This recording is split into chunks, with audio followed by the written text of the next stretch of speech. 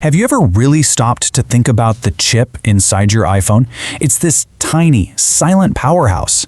Now, what could that possibly have in common with the absolute monster engine inside a MacBook Pro?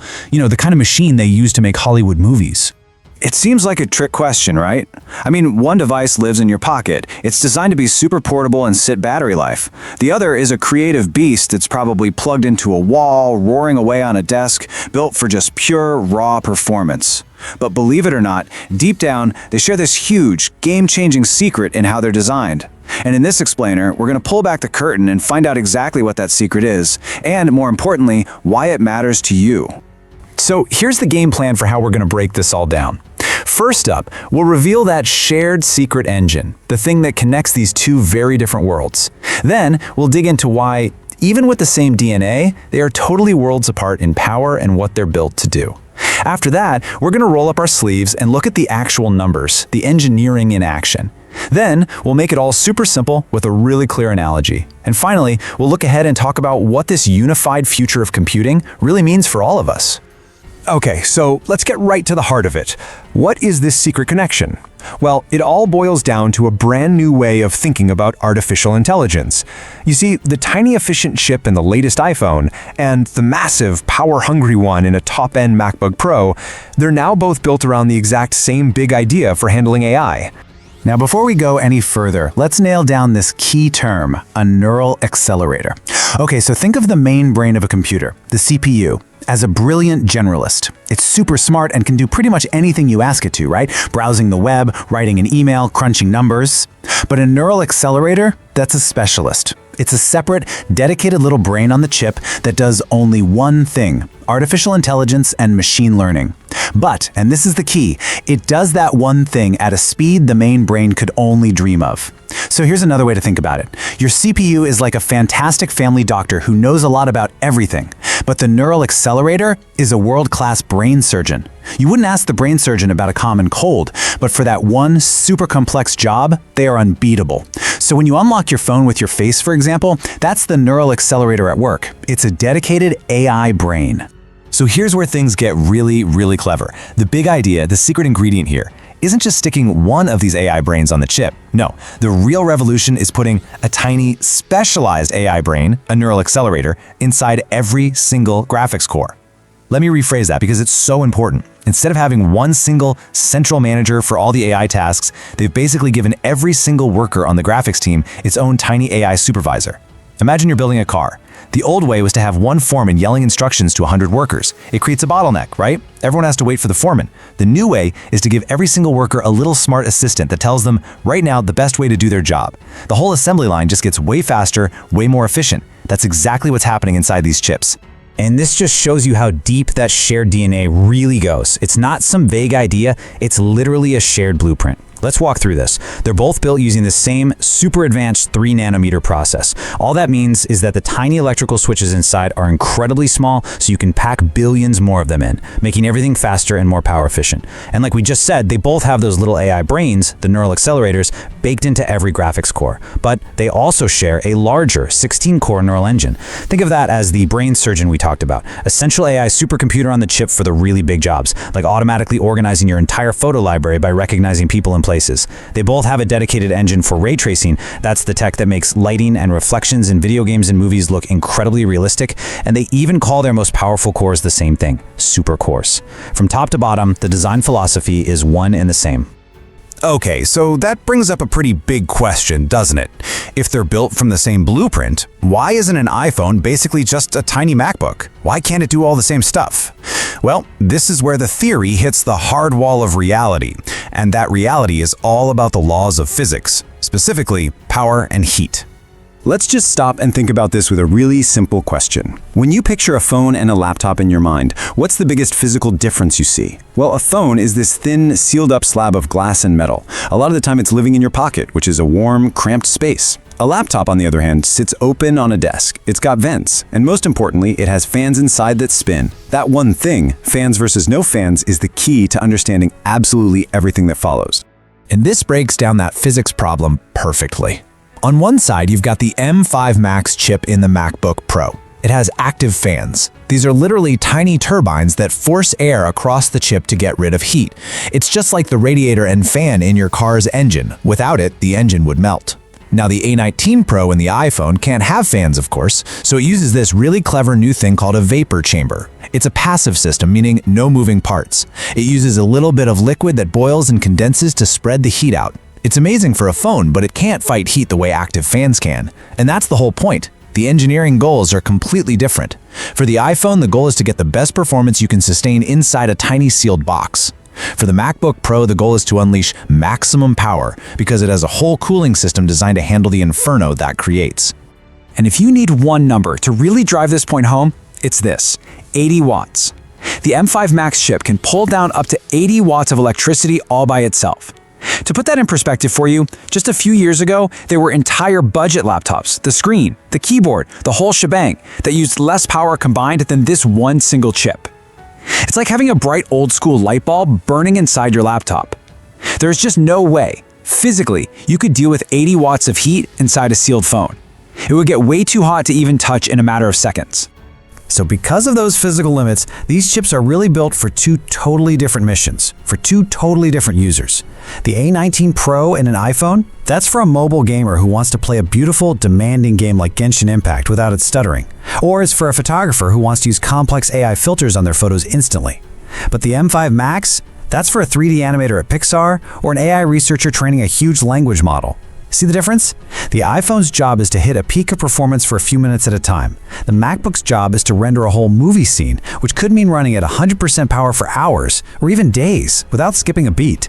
So yeah, they share the same AI architecture, but the scale is just night and day. One's a pocket-sized AI engine, the other is a full-blown workstation AI powerhouse. So we've talked about the big ideas, the shared blueprint, and the physical limits that keep them apart. But now, let's get into the cold hard numbers and see exactly how this all plays out in the real world. You're about to see how those physical differences create a massive gap on the spec sheet. And we're going to start at the very top of the mountain. We're putting the best mobile chip you can get, the A19 Pro, head-to-head with the undisputed heavyweight champ of laptop chips, the M5 Max. This is it, the ultimate mobile chip versus the ultimate pro laptop chip.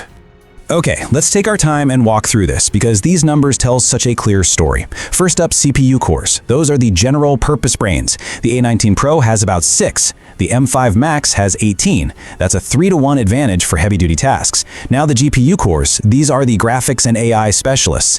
The A19 Pro has around 6. The M5 Max can be configured with up to 40. That's a gigantic difference. Almost 7 times the raw power for graphics and AI. Next is memory, or RAM. This is like the chip's desk space for working on current tasks. The iPhone has a very generous 16 gigabytes. The M5 Max can have up to 128 gigabytes.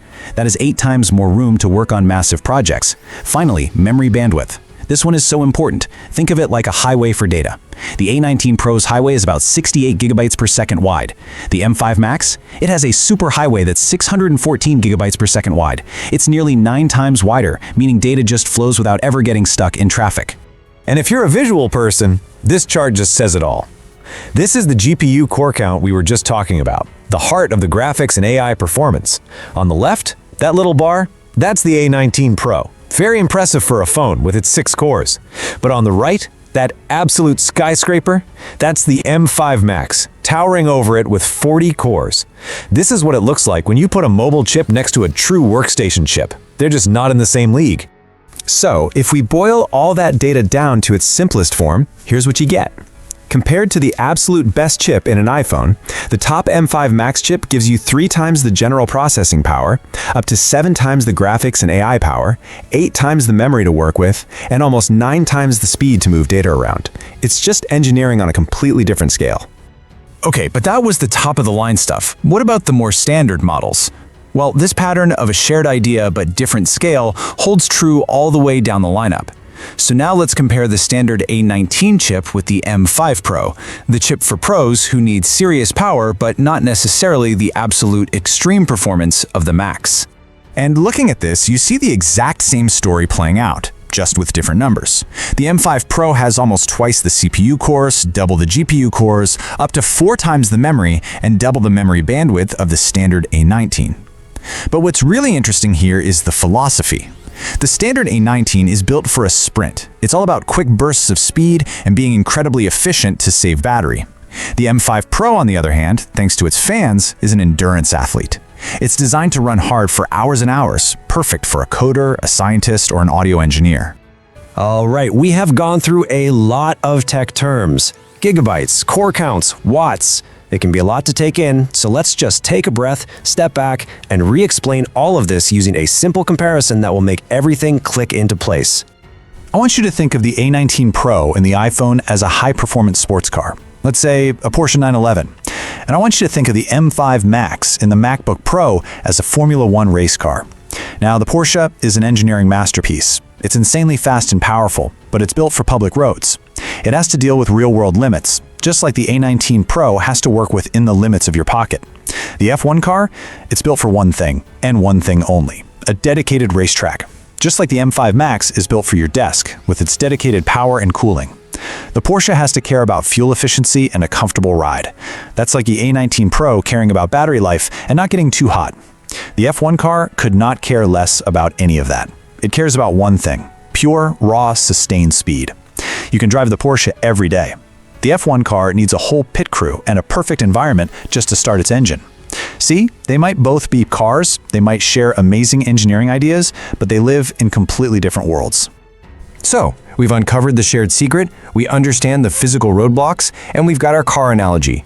So for this last section, let's tie it all together. What does this unified design, this shared DNA across such different devices, really mean for the future? And what does it mean for you? This quote really hits the nail on the head. The biggest news here isn't just that the MacBook chip is powerful. We kind of expect that. The real story is how clever the iPhone chip has become.